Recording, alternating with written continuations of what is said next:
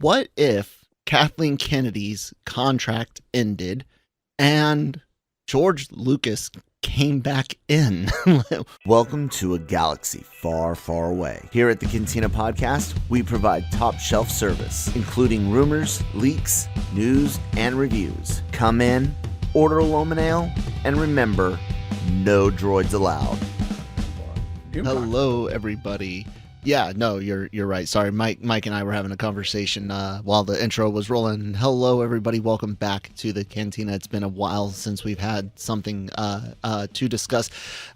Interesting thumbnail. Before I get into it, please do hit that subscribe button if it's something you haven't done already. In addition to Star Wars stuff here on the Cantina, we have podcasts like the Daily Cog and Breaking Geek Radio that cover everything you can imagine in general geek pop culture entertainment. And if you're an anime fan, boy, are we the place for you. So definitely hit the subscribe button. If you're listening on your favorite podcast app, give us a follow on that. And of course, check out lrmonline.com every day for all entertainment news, needs, and opinions. I'm Kyle, joined by Cam Clark on your right as you're looking on the screen, and Shockey on your left. Below me, because I am mighty and on top. No, it's just the way it ended up. So, guys, we're here to discuss something that is quite popular in the Star Wars realm, and that's discussions of Kathleen Kennedy and Lucasfilm leadership. For years, this lady has been on the chopping block, according to some out there. She's been on the way out the door for 5 years, and at least one contract renewal where somebody on the internet was swearing to God and their mother that she was on her way out. She stayed and even got a contract renewal. Here on the Cantina and the LRM Online and GenreVerse family of shows and writers and articles, one thing we've theorized was that she was on through Indy for sure. We figured she would stay on through Indy, whether by them allowing it or because, hey, she wanted to walk off into the sunset afterwards. But Indy was the earliest, and Indy 5 was the earliest we would see her leave, and that it would most likely be of her own will. So yeah, that's kind of like a setup here for this very, very interesting rumor we've heard, a two-part rumor of sorts. One thing sounds fair, kind of just touched on it, and then another thing kind of we're not willing to necessarily say, hey, yeah, that one sounds 100%, even though the info comes from a source that we've had confirmed in the past. It's kind of more of the what if that is so interesting about the second half of that rumor. Yeah, Cam, am I missing anything in that setup there? No, I don't think so. I mean, I think I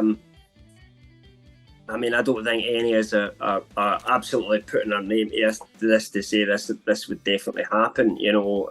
But the what if is interesting. There's a kind of an element of we'll wait and see on this one. And it's only one source as well, I think, yes. As far as I know, that's given us. And before you really kind of double down on something, you tend to want multiple sources confirming the same thing. But as you said, it was worth a discussion because it does explore a good sort of what if scenario, and we were kind of almost getting into a lot of discussions about it anyway, so we might as well record it and do it for everyone else. Yeah. So, Mike, what if Kathleen Kennedy's contract ended and George Lucas came back in? What if, Shockey? Why don't you tell us what if you had heard something like that? What would it have sounded like? Yeah, so what if I heard that Kathleen Kennedy's contract that's running through the end of this year will not be renewed?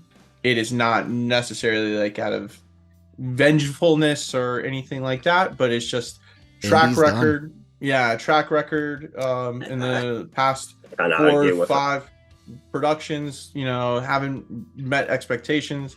But it's also, too, you have to realize that this is not just focused just on Lucasfilm. This is a whole Disney company.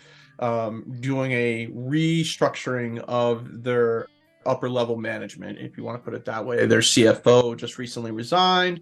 They have an interim in that spot right now. So, but we're going to focus. Chapek out, Iger Yeah, in. Chapek, yeah, and a lot of different things. So, so it's not just the whole like Disney and Bob Iger focusing just on Lucasfilm, but as a company as a whole, why he came back and how he's trying to bring Disney back to where it was pre-COVID era.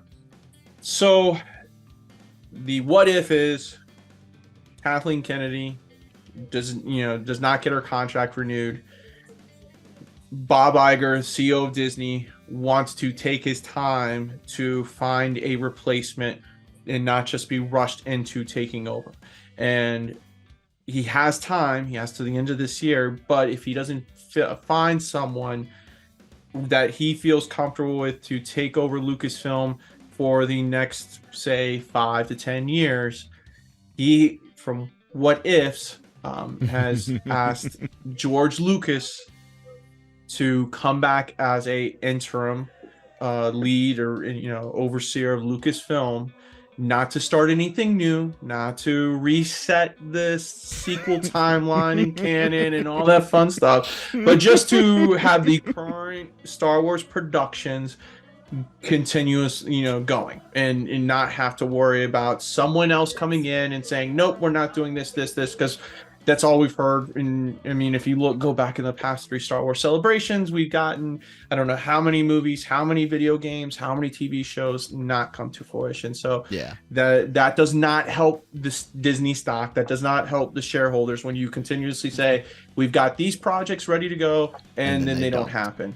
And so he's trying to avoid a Warner Brothers scenario with DC, where you had Batgirl and be shelved before it's before even hit streaming releases and stuff, and then the Flash, that whole debacle there and stuff, and then James Gunn taking over, which was a good choice for a lot of people think, but that transition's gotta be smoother than what Warner Brothers did with James Gunn, and so having Lucas come back now, that's not saying Lucas wants to do it. It's not saying Lucas is going to do it. It's just hey, if I don't have somebody in line ready to go, could you be willing, or would you be willing to step in for a temporary time period to keep things going smoothly, so that the current projects that are in production, or once this writer strike ends, go into filming, then we're good. So it's interesting. It's different than what a couple other podcasters and YouTubers have said, how it's fired and gone and stuff. It's just a what if, like, hey, the contract, you served your time, Kathleen, we thank you for your service type deal, and hey, we're gonna find a replacement for you. If we don't have one ready to go right then, and when your time is up, we will have a temporary interim position put in place that we would like Lucas to take over now. Could it happen? This is a possibility. I mean, so I am relatively under the impression myself that the contract that was renewed for her first reported on in 2021, late 2021, right in the middle of she had been already on the chopping block for a couple of years. I have always been under the impression that this final contract, I never thought it would be renewed. I don't even think, barring everything from 2021 through today being a knockout home run, which nothing ever is, I think that contract was literally to get her through Indy 5. I still think that for the longest time. It's her going out on this one. I don't even know, like I said, if things doing better would have seen her necessarily stay on. That's what I was trying to say. I really do think that she was here through Indy. I mean, you got to think she's been here since the purchase, right? Since 2012. Yep. So we're already sitting at over over a decade in this position. And a lot of people might not realize how much positions like this might actually change in a decade or less sometimes. Even. It's weird to see. You just don't hear about it because you don't hear about. It's Kathleen freaking Kennedy. She might be one of the worst studio heads, in my opinion, as far as her ability to manage projects and stuff like that. But she is one of Hollywood's top freaking producers, a mover, a shaker, and a very, very, very connected woman. But I think in her record, it's from, of course, the late 80s, all the way up to about, I would say 2010. Mm-hmm. After 2010, her record has been, with movies that she's been the sole producer on or executive producer. If you look at her, her track record is around 2010. It hasn't been the greatest, and so if you look at her as a studio head, movies wise, what Force Awakens, Rogue One. And Rogue One, right, are probably the only two movies that did above expectations. Mm-hmm.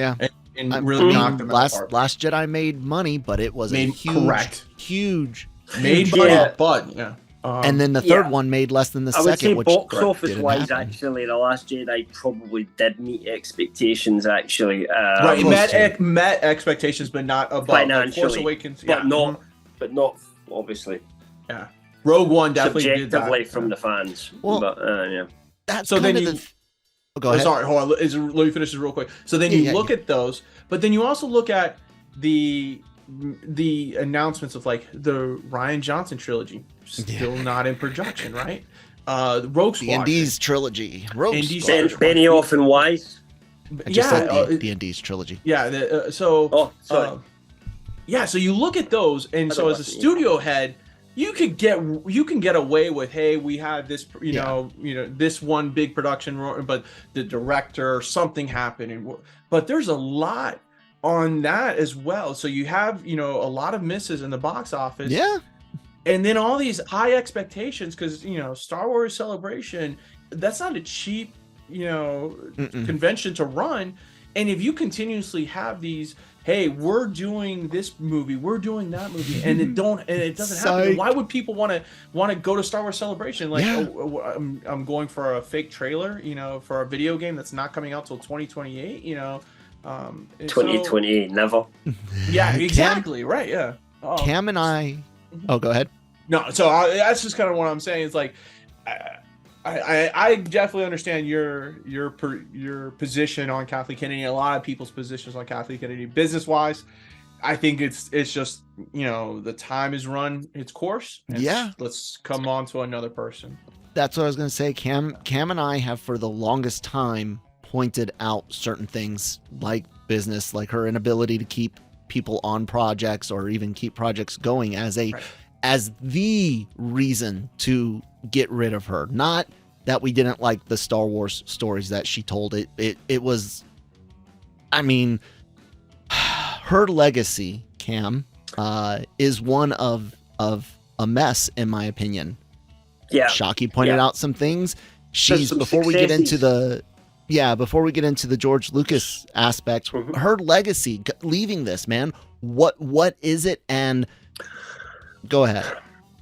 I mean, I would say there's probably 50% success, 50% failure in what she's done with Lucasfilm. The problem is that the failures heavily fall on the movie side compared to the TV side, whereas more of the successes are stacked on the TV side. And ultimately, that just doesn't make as much money for Lucasfilm as the movies do. And that's just what she's produced. Zero, so. That's what she's produced. That's what's out there, right? And that she's greenlit. She's made some bad decisions about what talent to choose. J.J. Abrams was the wrong choice to make a Star Wars film. His immediate desire Star Trek was a great Star Wars film. No, it wasn't.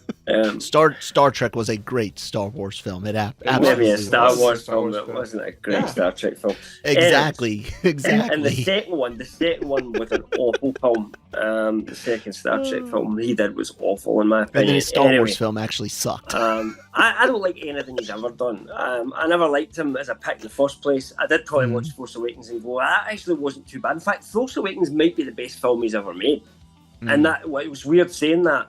But all the problems of the sequel trilogy, when you look at them, all fall back into what the choices that he made that then dictate what happens from there on in.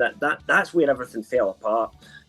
So she did that. And then, as you said, Kel, quite rightly, the biggest criticism about her career is the amount of failed projects, the amount of things that she's agreed, the people that she's chosen, and then the ideas haven't fell through. So either she said she's greenlit them too early, and then when she's actually got round to what they're about, went, this is crap, and I can't pay for this, and people have left, or she's hired people and then never supported them or given them what they needed to get something off the ground. There's no way we could discern what that is. But that's where failure must lie. It has to lie. And maybe it's people in her team rather than her, but she chose the people in her team and so on and so forth. Ultimately, you go to the top. When the country's in a bad state, it's in my case, Prime Minister, in your case, President, that gets it, not the people underneath them. You go to the top. And it's the same in this business. So... No, I don't think it's been a successful tenure. I think we have a split fan base at the moment, and the whole fandom menace that's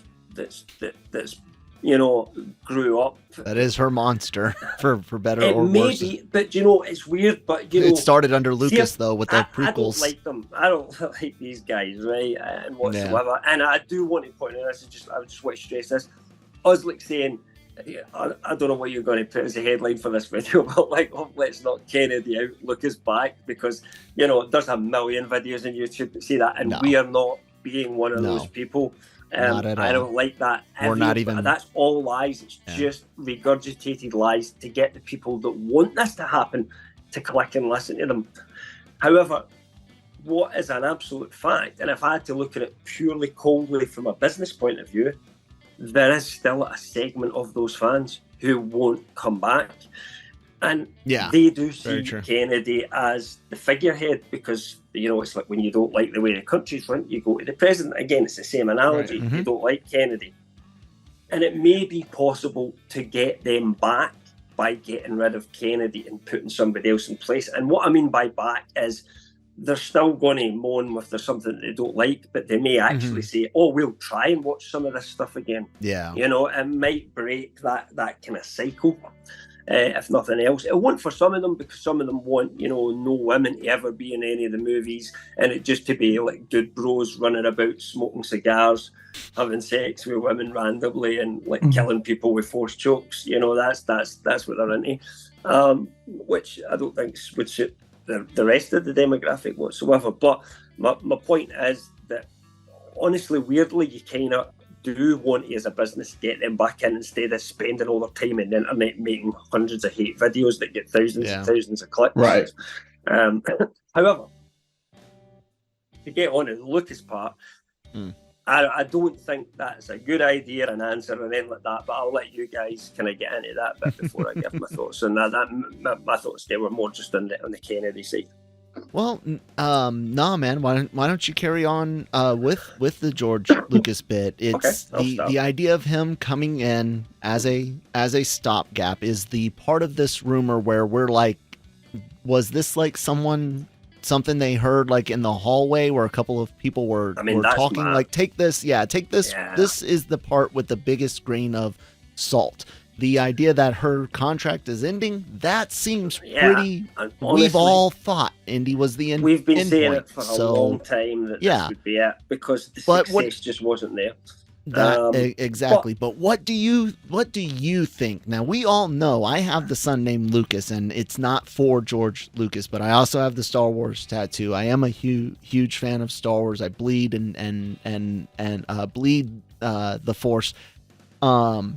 But I'm not the world's biggest Lucas fan, and I know you also have some relative issues. But what is it that you see with this? Ultimately, I see the guy. I think he's a genius, George Lucas. Don't get me wrong. Brilliant, big idea I think he's guy. a genius at what he does well. He's a good idea guy, and actually, to be ahead of a studio but not really the ones making them is honestly, it's probably the perfect position. See if he did that in 1986 and just said, right, I'm going to be the guy that green lights, but I'm going to invite all these other people to come in. We would have probably had some great stuff, because he would have had an idea. Well, why don't we try this? Why don't we try that? And he would have had some good ideas. But he's not a writer. We could have gotten an Ewoks movie worth being made. He's probably a better director than me, but he's not a great director. And he's, in my opinion, a very, very average writer. So quite often he's a bad writer. my issue with Lucas is, right now, I'm going to say the reason I don't believe it is because I just don't think I do not see what would be in it for him. I don't see any positives in this situation for him. If he wanted to make any more Star Wars films or have anything to do with Star Wars, he could have did whatever the hell he wanted. He could have just hired other people to make he even considered that at one point, hiring somebody else to make the sequel trilogy. So that was the option for him, and then he would have complete control. He decided, nah, I'm ahead out, guys, and he just sold the whole lot to Disney for over $4 billion. This is not a guy who needs a lucrative job, all right? He is an extremely rich individual that will never want for any money in his life. He's an old man. He's, in his 70s. Which is really when most people are retiring and just chilling. His kids have kind of all grown up now, and he's, he'll probably get to the point where he'll be playing granddad and stuff like that soon enough. I just don't see what the attraction, even if it was as a temporary thing for a year to give them time to find somebody else, unless it was just like, so Bob, do I have to do anything? No, George, you don't have to do anything. Just be the figurehead and sign a few papers. See, that's okay. That's what I think it could. So if this is actually something Iger wants, and like we keep saying, if we're just discussing the what if is the important part here, not necessarily volition of the or validity of the rumor. I just. One, I don't think it's a good idea either. In general, I agree with you, Lucas. He got half his deal in cash, and if he's ran through $2 billion already, you know what I'm saying? But the other half was in what? The other half was in stocks. But he's also got stuff from he's got lots more. $2 billion in stocks income streams. When it was 100. Let's say so $2 billion in stocks. Let's say when it was at its mediocre. That's 2012. So that's really but it was like, let's say, but what I'm saying here, let me see. Disney was 45.26 on December 31st of 2012. 45.36. So 45.36. Disney, but at its peak in 2019 was it's 89.99 right now. It's double, but it was at 156 or 157. I think was the top end. The point is that his lost shares money. are now worth. He's got $4 billion worth of shares. But it was 6 to 7 I know, billion. but I still don't think he needs. I don't think he wants more like that. Unless you're like my gosh, an international playboy, you ain't touching, scratching $2 billion. And I know. Isn't an international playboy. He just stays at home with his family and shit. And his big he's not house. staying in a totally 4-bedroom. He's completely retired. Ranch home. He's got the whole. He's got properties and stuff like that. It's expensive to live in California. He's got income. He's got income. And he lives in California, and that tax in California is killer. Ridiculous. He is completely absent from the movie world and has been basically retired for years, apart from when he occasionally turns up my set just to see how it's going because he's in the area. Not necessarily. He helped out. And he's helped out in more than what people realize, not in the movies, the sequel trilogies and Rogue One stuff, like all that didn't happen. He wasn't actually happy about them. Right, Yeah. but in the movie, but in the television productions, he had it like when they did the Clone Wars series finale, like the final season. He was he played a big part in that, guiding how the story should end and tying into the Revenge of the Sith. Some of the other started. Yeah. And then even Mandalorian, he's been a part of, and he kind of guided him, and he's been there, and he's been there when they reach out to him and ask him questions. So in other words, when they pick up a phone and go, George, can I speak to you? He's been in the Mando set twice since they started. More than that. Is it? I know that one. I know that one. So for a fact, he's been on set more than 2 times. So regardless, the motivation is kind of up for discussion. The one thing I do agree on, the one thing that I think is really a true possibility is kind of like how Shaki has mentioned it, not the money, but the figurehead aspect. Look, you've got a divided fandom. You've got a fandom that for some ungodly reason thinks this guy is gold, and he's silver. Literally, he's graying and everything. So you have this guy that could easily calm down a lot of people, and because you're not firing Kennedy, her contract is coming up. She gets to walk away, fat paycheck. A shitty legacy in my opinion, but she's got it, and she still has her Rolodex filled with contacts for whatever she wants to do in the future. She's kind of retirement age herself at this point. She doesn't have to do anything. She could just walk away. She doesn't.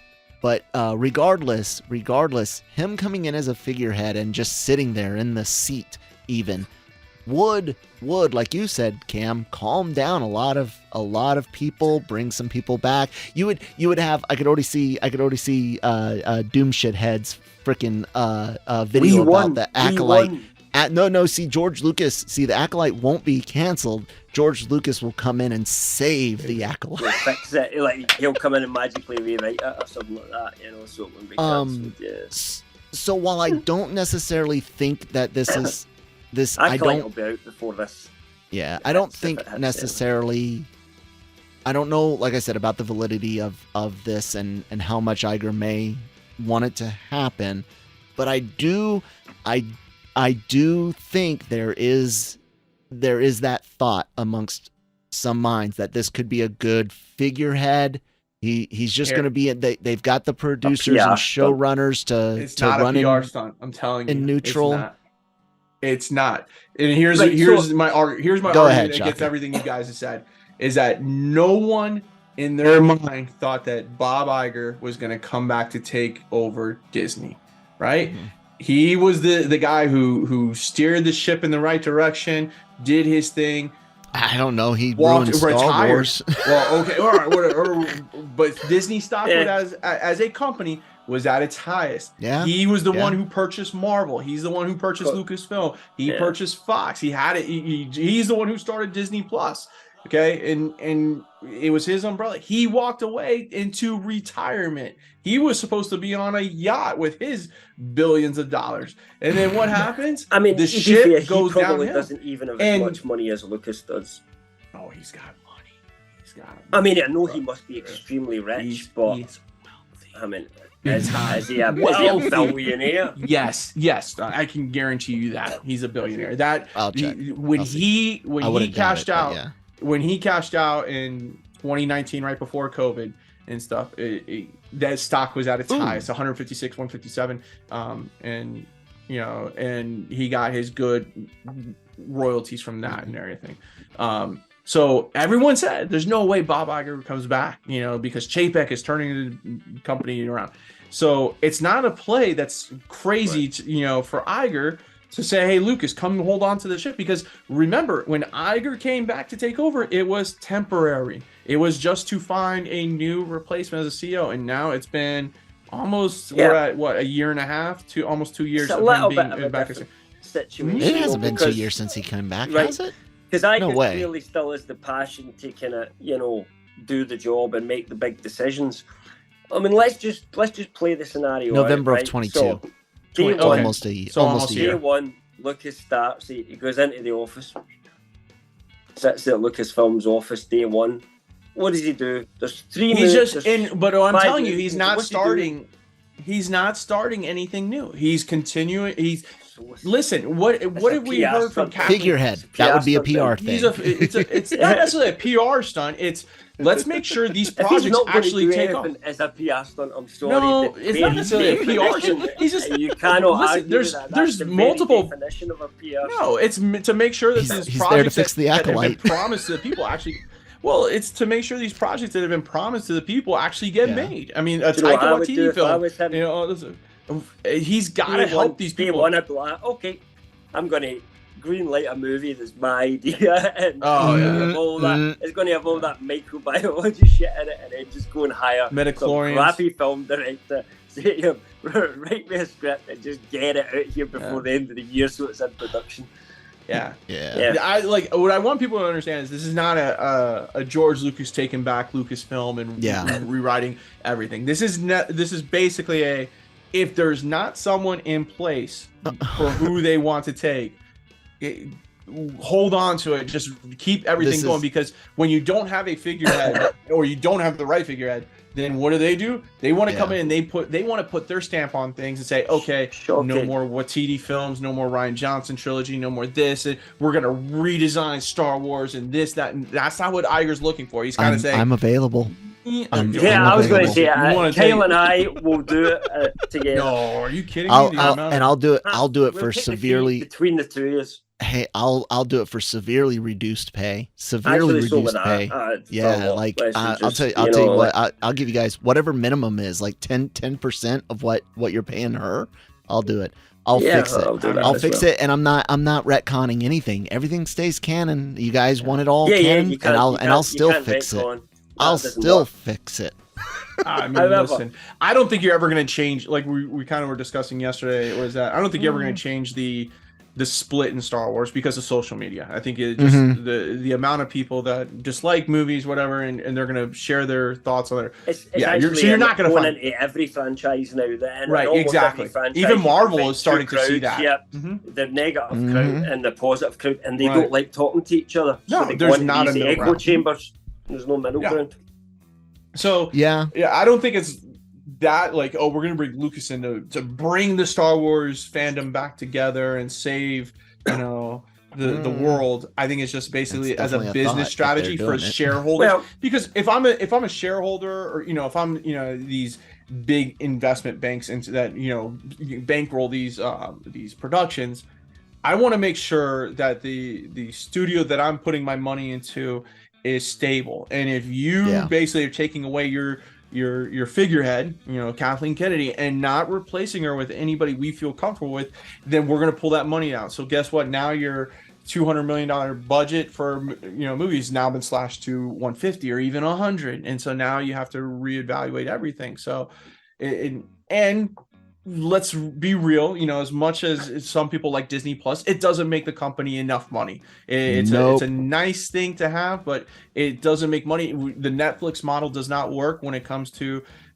being profitable. And that's, Netflix can make it work for them as an independent company, but as Disney being a for-profit company, Disney Plus doesn't work. So they need to reestablish, and this is not just Lucasfilm, but everything back into the box office, because Marvel's struggling, the animated struggling. Disney Plus, so they need to keep the big hitters, because what they've proved is subscriber-wise, Marvel and Star Wars shows are the 2 things people subscribe for. Right, but it's Disney not Plus, enough so of a profit for them.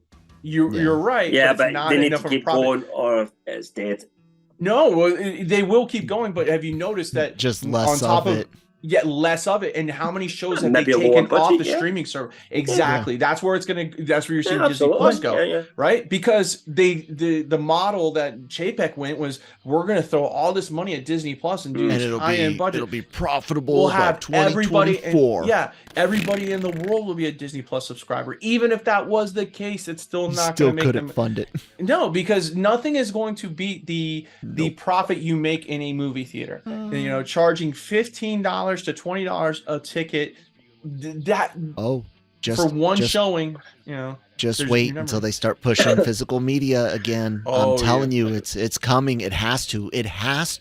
Because residuals on sales and they boost make it, you used to get. Pushing it a bit more. Oh, can't wait. Hopefully with more There extras. is another aspect to this rumor, Shocky, that you didn't mention, and that's that you'd heard that someone else was very, very keen on the job if it came up.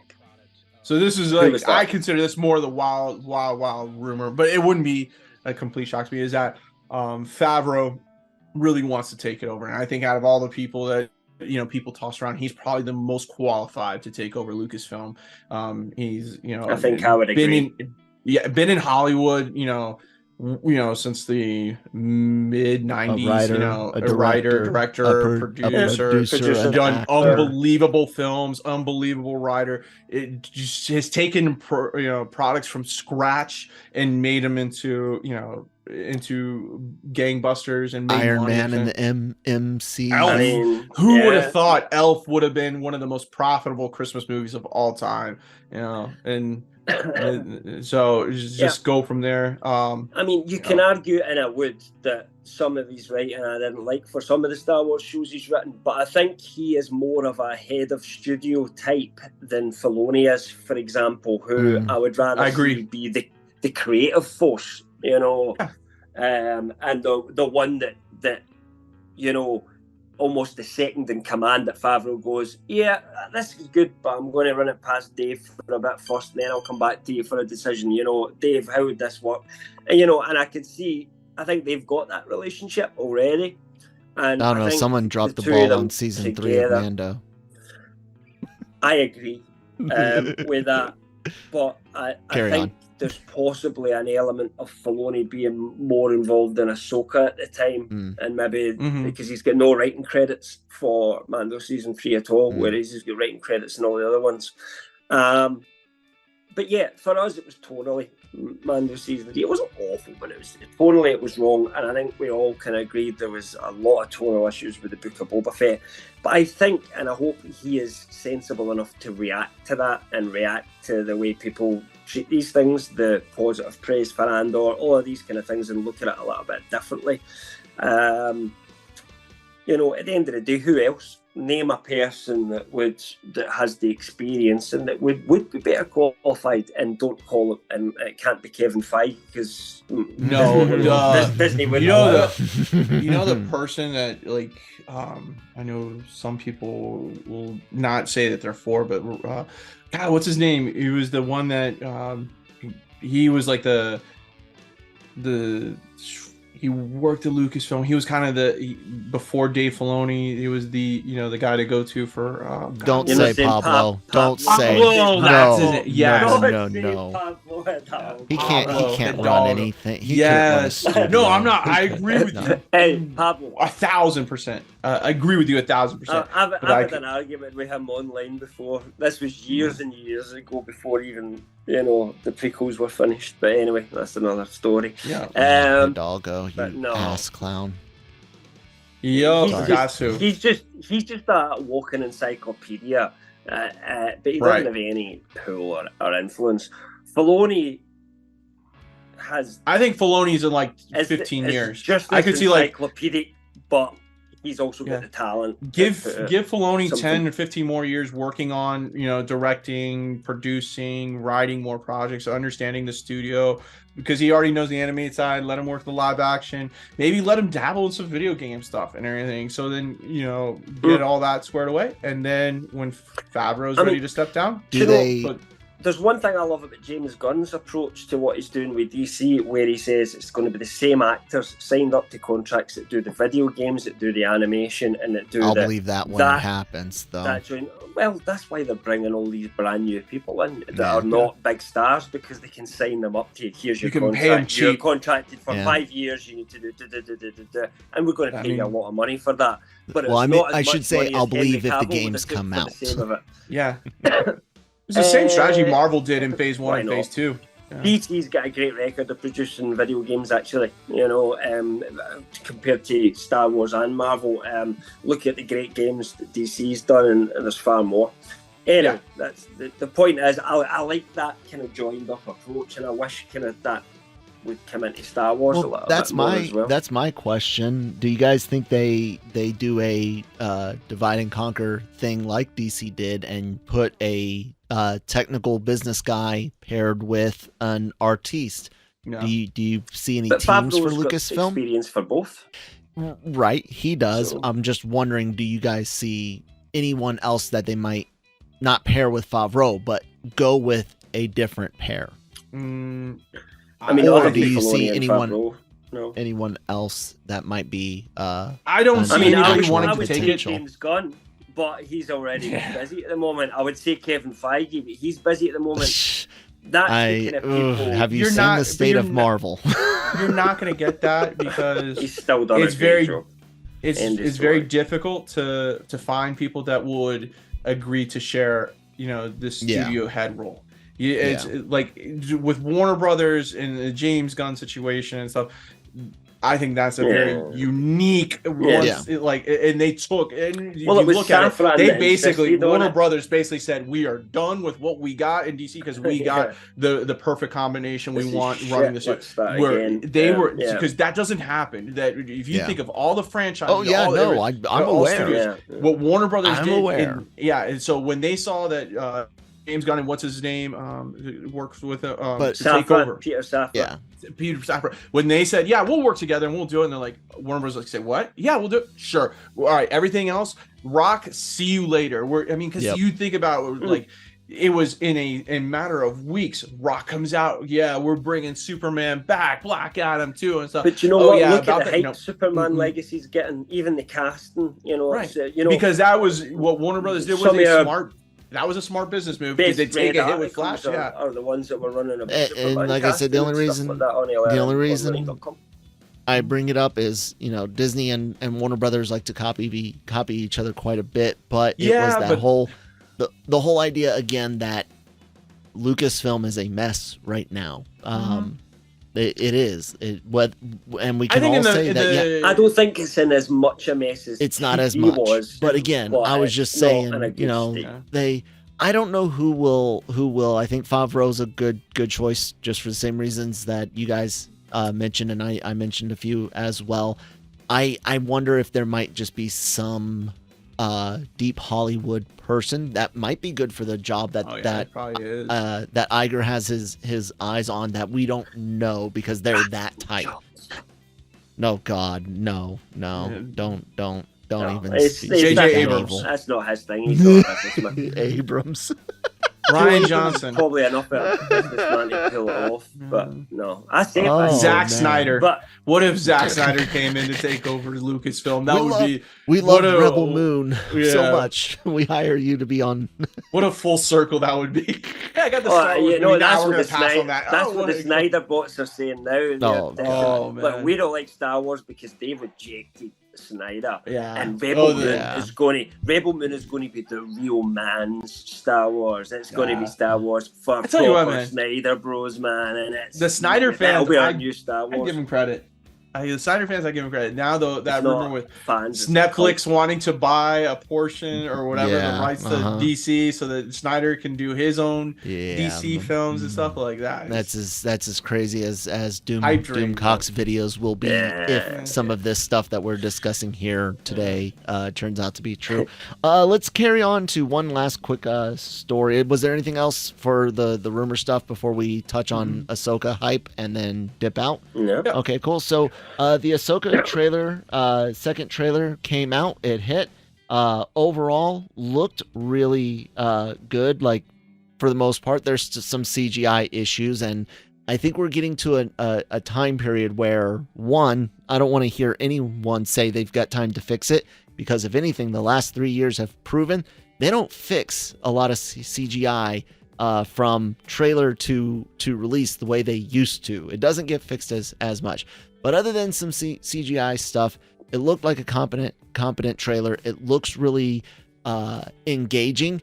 I will say other trailers from Star Wars, including Mando Season 3, looked really good as well. So I'm still skeptical. And of course, there's still the world between worlds and some fears I have, but it did look good. Shocky, what did you think of the Ahsoka trailer? I'm excited for it. I've been excited for Ahsoka for a while. I think this trailer really showed a lot. I mean, as history tells us with these trailers, that was probably scenes from the first 4 episodes of the series. So there's a lot still left out there.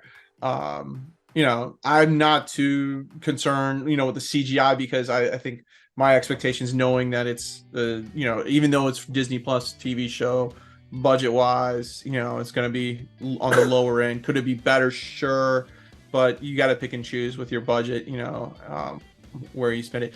The little short clip you get with Ray Stevenson as the actor, what's his name? Is it Baylor? What the character's name is? Baylor. Baylor. That to me, that's the most interesting part there. The seeing this other group of non-Jedi, because really, there hasn't been too many besides video games wise, where we see, either leave the Jedi Order or leave the Sith and kind of be independent and stuff. So seeing what, their character, his character, and, see where that goes, because, that's a new storyline that's going to be introduced into the whole part. We get Thrawn live action. We've kind of already seen a little bit with Rebels, but that was animated. So where that takes place, how much from the Timothy Zahn books do we get in the Heir to the Empire, trilogy gets incorporated in, and then you got, of course, the world between worlds. That there was a little clip of one of the gateways to the world between worlds that was shown. If they showed a still of the gateway, and how much is that going to play in a factor of it, and what is this power that Thrawn has that if you find him, it'll unleash all the supreme power. So it's the Katana fleet, duh. I mean, come on now, we've all read the books. If that would be amazing, but haven't they name dropped Katana fleet already? I don't remember. They have. I think they did. Not in any of the series, have they? Maybe. Wasn't it Rebels? I don't remember. I thought I heard it was named a long time ago since I watched Rebels. At the end of the day, you mean watch it every night? For any fans of Rebels, this looks even better than probably for fans that didn't watch Rebels, because as you and I have said before, Shoki, Rebels does get good. There's actually a really good story in there that they tell. Wasn't a huge fan of the World Between Worlds stuff, but they just didn't push it too far.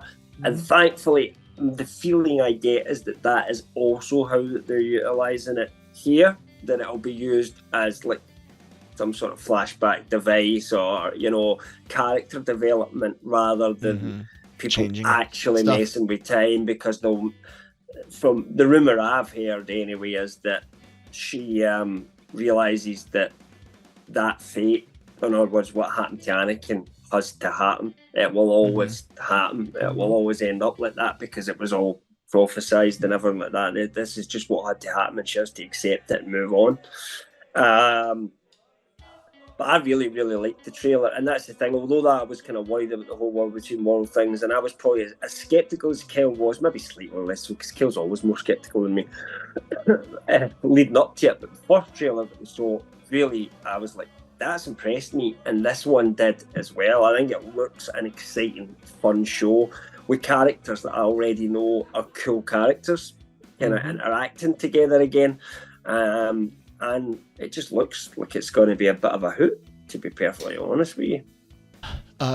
The one and only slight complaint I do have, and it's an aesthetic one, Sabine Wren's armor and the clothes of Ezra that you see in the hologram, right? That's Ezra? Yeah. She's watching? Yeah, I believe okay. so, yeah. The costumes being translated so closely from the cartoons look really weird. Her armor being that thin over the suit, while we've been seeing the other Mandalorians, it looks odd. And his costume, the padding and everything on it, looks weird. I don't necessarily think the costumes because it looks like they tried to stay damn close, especially with Ezra's suit that he's wearing there towards some of the stuff I've seen from the later seasons. Like it doesn't quite look like it translated as well. But we'll see. That was, like I said, other than some CGI, that was the only aesthetic thing that I could really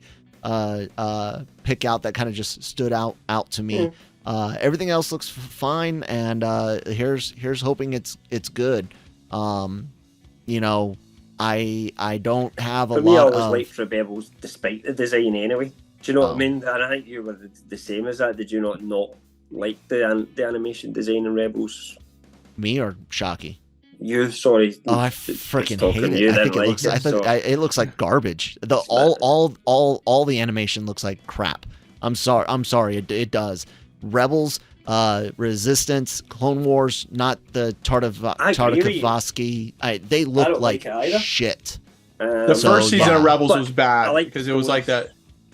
Yeah, the first season of Rebels was the animation was bad because they were trying to do too much of it to be like computer or like 3D modeling almost and stuff. And then seasons like what was it, season 3 and 4, they kind of went back to more traditional animation with Clone Wars style and stuff. But Clone Wars is CG too. It's all CG. It's not so like when you look at season 1 of Rebels, it's really bad. It looked like just like modern reboot. You guys remember the CGI show from the 90s reboot? That's what CGI Clone Wars and Rebels looks like to me. Like slightly better reboot. It's utter garbage. I'm sorry. I hate to shit on animation. I really do.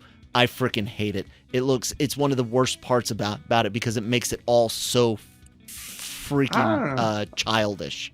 It really does.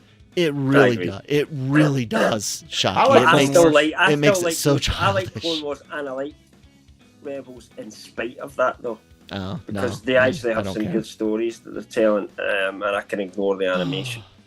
Well, what we can't ignore anymore is the fact we're pushing an hour, and I don't want to go over an hour. So it's been a great conversation. Let us know what you guys think of the 3 kind of big parts. I had forgotten the third part with Favreau, but let us know what you think of the potential buzz and what you think of what if George Lucas came back even for a short stint. Again, guys, grain of salt. We're not saying this is happening. We are just discussing the what if it did. Right. All right. However, if it does come true, you know where you heard it first.